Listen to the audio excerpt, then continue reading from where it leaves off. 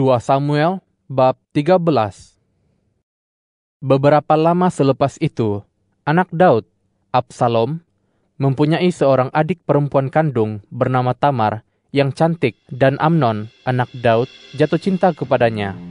Amnon sedemikian tergoda sehingga dia jatuh sakit karena Tamar, saudaranya yang sebapa itu, masih perawan. Nampaknya sukar sekali bagi Amnon untuk melakukan sesuatu terhadapnya. Amnon mempunyai seorang sahabat yang sangat cerdik, namanya Yonadab. Dia anak Simea, abang Daud. Yonadab bertanya kepadanya, "Wahai anak raja, mengapa engkau begitu merana pagi demi pagi? Tidakkah engkau mahu memberitahu aku?" Jawab Amnon kepadanya, "Aku jatuh cinta pada Tamar, adik perempuan Absalom, saudaraku itu." Lalu kata Yonadab kepadanya, "Berbaringlah di tempat tidurmu dan berpura-puralah sakit. Apabila ayahmu datang menjenguk kamu, katakanlah kepadanya, 'Izinkanlah Tamar, adikku, datang memberi aku makanan serta menyiapkan makanan di hadapan mataku, sehingga aku dapat melihatnya dan makan daripada tangannya.'" Maka berbaringlah Amnon dan berpura-pura sakit. Ketika raja datang menjenguknya, Amnon berkata kepada raja, "Izinkanlah Tamar, adikku, datang membuatkan aku penganan juadah di hadapan mataku, supaya aku makan daripada tangannya." Lalu Daud menyuruh orang ke istananya menemui Tamar dengan pesan, "Pergilah ke rumah Amnon, abangmu, dan siapkanlah makanan untuknya." Maka pergilah Tamar ke rumah Amnon, abangnya, yang sedang berbaring. Diambilnya adunan, diramasnya, lalu dibuatnya penganan juadah di hadapan matanya, dan dipanggangnya. Setelah itu, diangkatnya kuali, lalu dikeluarkannya isinya di depan Amnon. Namun demikian, dia tidak mahu makan. Kata Amnon, "Suruhlah semua orang keluar meninggalkan aku." Maka keluarlah semua orang meninggalkan dia. Kemudian kata Amnon kepada Tamar, "Bawalah makanan itu ke dalam bilik, supaya aku makan daripada tanganmu." Tamar pun mengambil penganan juadah yang telah disiapkannya itu dan membawanya masuk ke bilik Amnon, abangnya. Ketika perempuan itu menghidangkannya kepadanya untuk dimakan, Amnon memegang dia dan berkata kepadanya, "Mari, tidurlah dengan aku, adikku." Jawab gadis itu kepadanya, "Tidak, abangku, jangan perkosa aku, karena hal semacam itu tidak patut dilakukan di Israel. Jangan kau lakukan perbuatan bodoh ini. Sebabnya kemanakah akan kubawa aibku? Engkau sendiri akan dianggap sebagai seorang yang bodoh di Israel. Sekarang, bicaralah dengan raja. Tentu dia tidak akan menahan diriku daripadamu." Meskipun begitu, Amnon tidak mahu mendengar kata-katanya. Dia lebih kuat daripada Tamar, sehingga dia memperkosa Tamar dan menidurinya. Setelah itu, Amnon berasa sangat benci kepada perempuan itu. Bahkan kebenciannya pada perempuan itu melebihi cintanya yang dahulu. Lalu kata Amnon kepadanya, "Bangun, nyala." Jawab perempuan itu kepadanya, "Jangan, karena jika engkau menyuruh aku pergi, maka kejahatan yang kau lakukan ini jauh lebih besar daripada kejahatan yang telah kau lakukan terhadapku tadi." Tetapi Amnon tidak mahu mendengarkannya. Dia kemudian memanggil pelayannya dan berkata, "Keluarkanlah perempuan ini dari sini, dan kuncilah pintu di belakangnya." Pada waktu itu, Tamar memakai baju panjang berlengan, karena demikianlah pakaian anak-anak perempuan raja yang masih perawan. Pelayan Amnon membawa Tamar keluar dan mengunci pintu di belakangnya. Tamar menaruh abu di kepalanya dan mengoyak-ngoyakkan baju panjang berlengan yang dipakainya itu.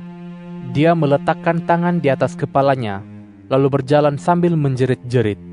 Maka bertanyalah Absalom, abangnya, kepadanya, "Adakah Amnon, abangmu menyentuh engkau?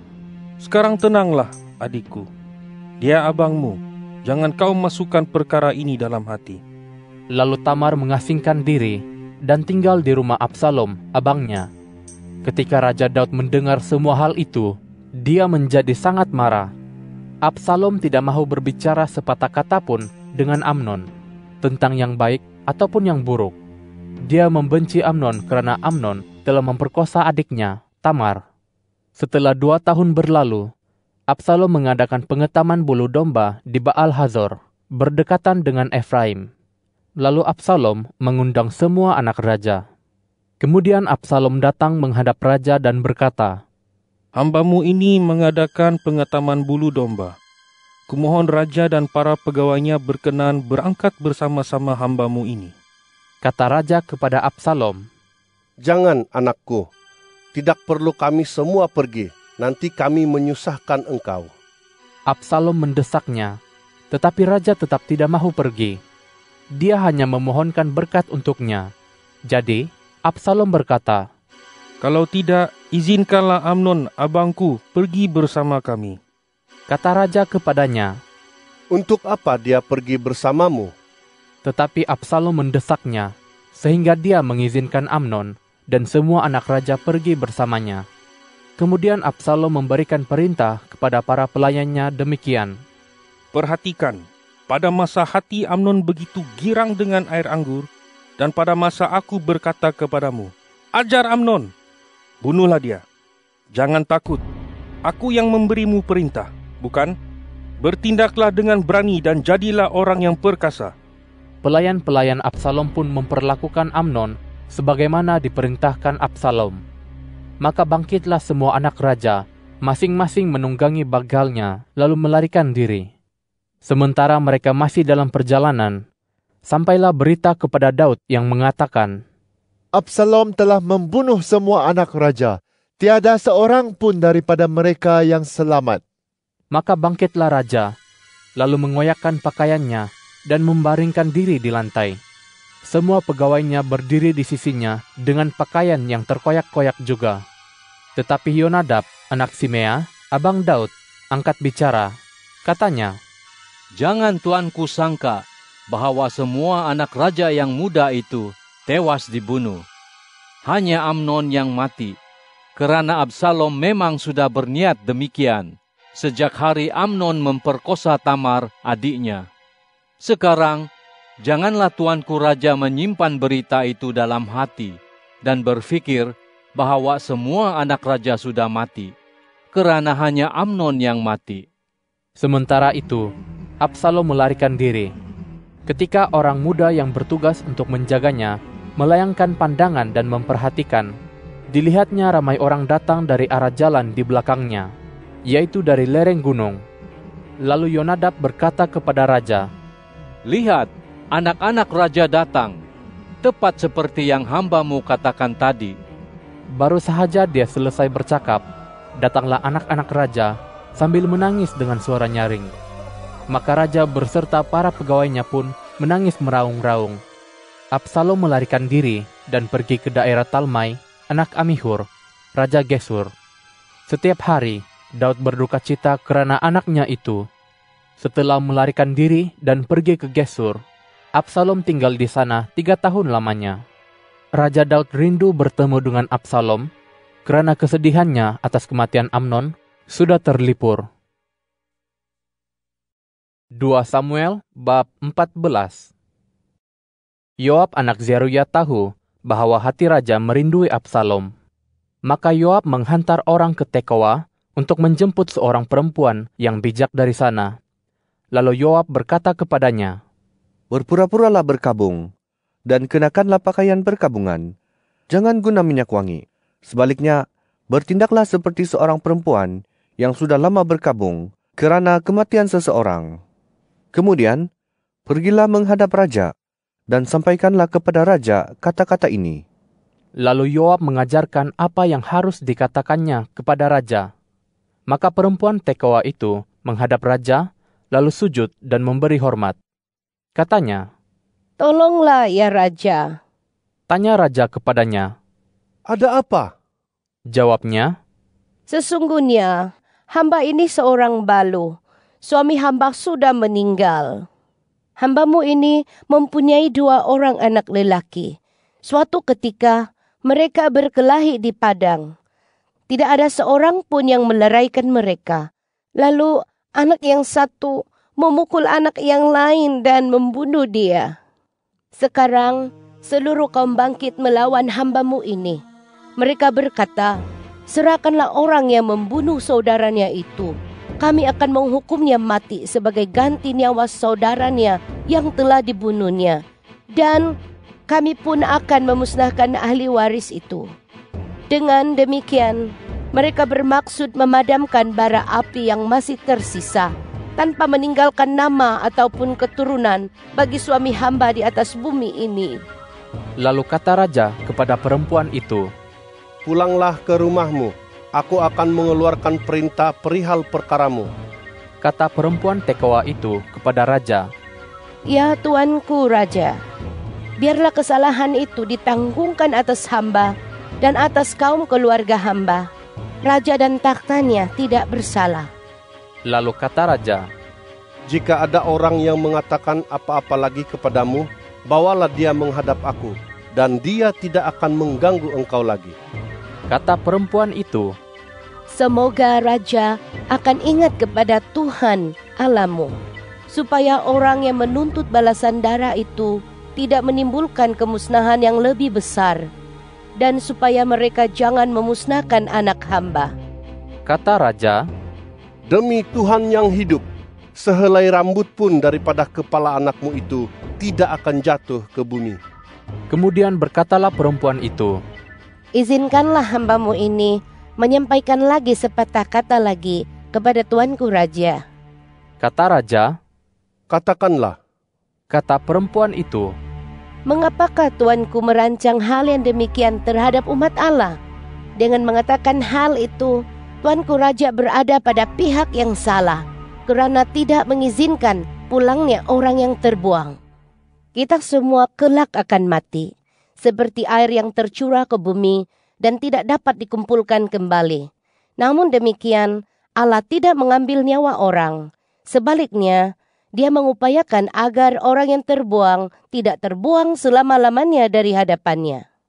Sekarang hamba datang untuk menyampaikan hal ini kepada tuanku raja, kerana orang ramai itu menakut-nakutkan hamba. Jadi, fikir hamba-Mu, sebaiknya hamba berbicara dahulu dengan raja. Siapa tahu raja sudi mengabulkan permintaan hambanya ini.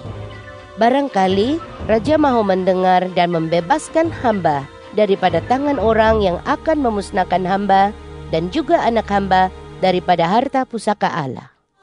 Hamba-Mu ini juga berfikir, perkataan tuanku raja pastilah menenteramkan hati, kerana tuanku raja seperti malaikat Allah, dapat membezakan antara yang baik dengan yang jahat. Semoga Tuhan Allah tuanku menyertai tuanku. Kemudian raja menjawab, katanya kepada perempuan itu, Tolong, jangan sembunyikan daripada diriku hal yang hendak kutanyakan kepadamu. Kata perempuan itu, Silakan tuanku raja berbicara. Tanya raja, Bukankah ada campur tangan Yoab dalam semua perkara ini? Perempuan itu menjawab, demikian. Demi hidup tuanku raja, tiada seorang pun dapat mengelak daripada apa yang dikatakan tuanku raja. Memang hamba-Mu Yoab yang memerintahkan hamba, dan dialah yang mengarahkan semua yang harus hamba katakan. Hamba-Mu Yoab melakukan hal ini untuk mengubah keadaan itu. Tetapi tuanku bijak seperti malaikat Allah, sehingga tuanku tahu segala sesuatu yang terjadi di bumi. Maka kemudian berkatalah raja kepada Yoab, Baiklah, aku mengabulkan hal itu. Pergilah dan bawalah pulang Absalom, anak muda itu. Lalu Yoab sujud dan memberi hormat sambil memohon berkat bagi raja. Kata Yoab, Hari ini hamba-Mu tahu bahwa hamba berkenan di mata tuanku raja, kerana raja telah mengabulkan permintaan hambanya ini. Setelah itu, bangkitlah Yoab lalu pergi ke Gesur dan membawa Absalom ke Yerusalem. Akan tetapi, raja berkata, Dia harus pulang ke rumahnya dan tidak boleh datang menghadap aku. Jadi, pulanglah Absalom ke rumahnya dan tidak datang menghadap raja. Pada waktu itu, di seluruh Israel, tidak ada orang yang begitu dipuji ketampanannya seperti Absalom. Dari telapak kaki sampai ubun-ubunnya, dia tiada cacat celah. Pada akhir tiap-tiap tahun, dia harus mencukur rambutnya karena sudah menjadi terlalu berat baginya. Dan ketika dia menimbang rambut kepalanya sesudah bercukur, ternyata beratnya 200 shekel menurut batu timbangan raja. Lahirlah bagi Absalom 3 orang anak lelaki dan seorang anak perempuan yang cantik parasnya, bernama Tamar. Absalom tinggal di Yerusalem 2 tahun lamanya dan tidak pernah datang menghadap raja. Lalu Absalom menyuruh agar Yoab dipanggil untuk diutusnya menghadap raja. Tetapi Yoab tidak mau datang kepadanya. Kemudian untuk kali keduanya, dia menyuruh agar Yoab dipanggil lagi. Akan tetapi, Yoab tidak juga mau datang.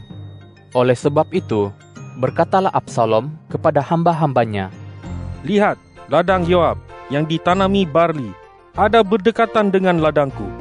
Pergilah dan bakarlah. Maka hamba-hamba Absalom membakar ladang itu. Yoab pun bangkit mendatangi Absalom di rumahnya dan bertanya kepadanya, Mengapakah hamba-hambamu membakar ladangku?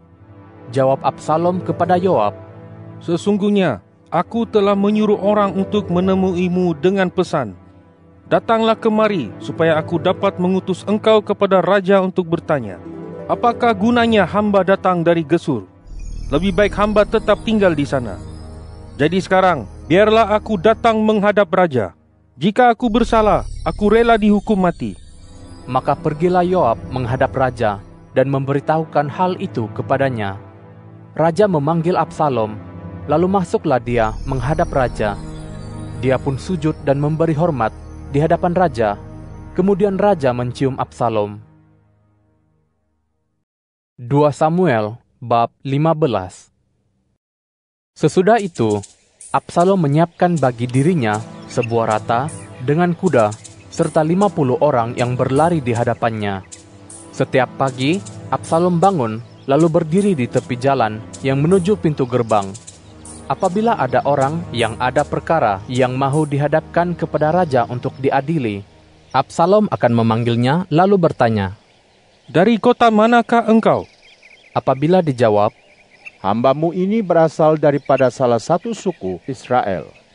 maka Absalom akan berkata kepadanya, Lihat, perkaramu itu baik dan benar, tetapi tiada seorang pun ditugaskan raja untuk mendengar engkau. Lagi kata Absalom, Semoga aku diangkat menjadi hakim di negeri ini. Maka setiap orang yang datang kepadaku dengan suatu perkara atau pertikaian, akan kuberi keadilan. apabila ada orang yang mendekat untuk memberi hormat kepadanya, maka dia akan menghulurkan tangannya, merangkul orang itu, dan menciumnya. Itulah yang dilakukan Absalom terhadap semua orang Israel yang datang menghadap raja untuk diadili perkaranya. Demikianlah Absalom mengambil hati para warga Israel. Setelah akhirnya 4 tahun, berkatalah Absalom kepada raja, Izinkanlah hamba pergi ke Hebron untuk membayar nazar yang telah hamba ucapkan kepada Tuhan. Semasa tinggal di Gesur di Aram, hambamu ini pernah mengucapkan nazar demikian. Jika Tuhan benar-benar mengembalikan aku ke Yerusalem, aku akan beribadat kepada Tuhan. Jawab raja kepadanya, Pergilah dengan selamat. Maka bersiaplah Absalom, lalu pergi ke Hebron. Akan tetapi, sementara itu Absalom telah mengirim beberapa orang utusan secara sulit kepada semua suku Israel dengan pesan, Sebaik sahaja kamu mendengar bunyi sangkakala, berserulah, Absalom sudah bertakhta di Hebron. Absalom pergi dengan disertai oleh 200 orang dari Yerusalem. Mereka itu para undangan yang pergi dengan tulus hati, tanpa mengetahui apa-apa. Ketika Absalom mempersembahkan korban sembelihan, dia menyuruh orang untuk memanggil Ahitofel, orang Gilo, penasihat Daud yang berasal dari kota Gilo. Semakin kuat komplot, semakin ramai warga yang mengikuti Absalom. Kemudian seorang utusan datang menemui Daud dan berkata, Kini hati orang Israel sudah berpihak kepada Absalom. Lalu berkatalah Daud kepada semua pegawai yang menyertainya di Yerusalem, Bersiaplah, mari kita melarikan diri. Jika tidak, tentu tiada seorang pun akan terlepas daripada Absalom. cepatlah pergi, supaya jangan dia memotong kita dengan segera, lalu menghancurkan kita dan membunuh penduduk kota ini dengan mata pedang." Para pegawai raja berkata kepada raja, "Sesungguhnya, hamba-hambamu siap sedia melaksanakan apa-apa sahaja yang diputuskan oleh tuanku raja." Kemudian keluarlah raja, dan seisi istananya pun mengikutinya. Raja meninggalkan 10 orang gundiknya untuk menunggui istana. Dengan diikuti serombongan orang, keluarlah raja. Lalu mereka berhenti berdekatan dengan rumah yang terjauh dari pusat kota. Seluruh pegawainya, juga seluruh orang Krete dan orang Plete berjalan di kiri kanannya. Selain itu, seluruh orang Gad yang seramai 600 orang itu mengikutinya dari Gad berjalan di hadapan raja. Kemudian berkatalah raja kepada Itai, orang Gad, "Mengapakah engkau juga berjalan bersama-sama kami? Kembalilah dan tinggallah dengan raja itu, karena engkau ini orang asing dan juga orang buangan. Kembalilah ke tempatmu. Baru semalam engkau datang. Masakan pada hari ini aku membawa engkau mengembara bersama kami? Padahal aku harus pergi entah kemana. Kembalilah dan bawalah para saudaramu pulang. Semoga kasih abadi dan kesetiaan menyertai engkau." Tetapi Itai menjawab raja demikian, "Demi Tuhan yang hidup, dan demi hidup tuanku raja, sesungguhnya di mana-mana sahaja tuanku raja berada, baik hidup maupun mati, di situ pula lah hambamu akan berada." Kata Daud kepada Itai, "Kalau begitu, berjalanlah terus." Maka berjalanlah Itai, orang Gad itu, dengan semua orangnya dan semua kanak-kanak yang menyertainya. Seluruh penduduk negeri menangis dengan suara nyaring ketika seluruh rombongan itu berlalu. Raja dan seluruh rombongannya menyeberangi sungai Kidron untuk menuju jalan ke gurun. Zadok dan semua orang Lewi yang menyertainya ada juga di sana. Mereka mengusung tabut perjanjian Allah. Selain itu, Abiatar juga datang. Kemudian tabut Allah itu diletakkan mereka ke bawah sampai seluruh rakyat selesai menyeberang dan berada jauh dari kota itu. Kemudian raja berkata kepada Zadok, "Bawalah tabut Allah itu kembali ke dalam kota. Jika Tuhan berkenan padaku, tentu aku akan dibawanya kembali dan diizinkan melihat tabut itu lagi, serta tempat kediamannya. Tetapi jika dia berfirman begini, 'Aku tidak berkenan padamu,' maka sesungguhnya aku ikhlas. Biarlah dilakukannya terhadap aku apa yang dipandangnya baik." Kata raja lagi kepada Imam Zadok, "Bukankah engkau pelihat itu? Kembalilah ke dalam kota dengan selamat, beserta kedua-dua anakmu, yaitu Ahimaas anakmu, dan Yonatan anak Abiatar. Amatilah, aku akan menanti di tempat-tempat penyeberangan sungai di gurun, sampai datang kabar daripada kamu memberitahu aku." Zadok dan Abiatar pun membawa tabut Allah kembali ke Yerusalem. Lalu mereka tinggal di sana. Kemudian Daud mendaki tanjakan Bukit Zaitun. Sambil mendaki, dia menangis. Dia berjalan dengan kepala berselubung dan berkaki ayam.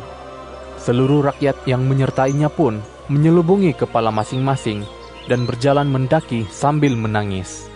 Lalu kepada Daud dikabarkan demikian, "Ahitofel ada antara kalangan yang bersekongkol dengan Absalom." Maka berkatalah Daud, "Ya Tuhan, semoga engkau gagalkanlah segala nasihat Ahitofel." Pada waktu Daud sampai di puncak bukit, di tempat orang biasa menyembah Allah, tampaklah Husai, orang Arki, datang menemuinya dengan baju terkoyak-koyak dan dengan debu tanah di kepalanya. Kata Daud kepadanya, "Jika engkau berjalan bersamaku, engkau akan menjadi beban bagiku. Tetapi jika engkau kembali ke kota dan berkata kepada Absalom, 'Aku hendak menjadi hambamu, ya Raja, sebagaimana dahulu aku menjadi hamba ayah tuanku, demikianlah sekarang aku hendak menjadi hamba tuanku,' maka engkau akan dapat membatalkan nasihat Ahitofel demi aku. Bukankah Zadok dan Abiatar, para imam itu, ada bersertamu di sana? Jadi, beritahulah Zadok dan Abiatar, para imam itu, kabar apa-apapun yang kau dengar dari istana raja. Kedua-dua orang anak mereka, yaitu Ahimaas anak Zadok dan Yonatan anak Abiatar, ada pula di sana bersama-sama mereka. Dengan perantaraan merekalah kamu harus mengirimkan kepadaku semua kabar yang kamu dengar. Husai, sahabat Daud itu, sampai di Yerusalem pada waktu Absalom sedang memasuki kota itu.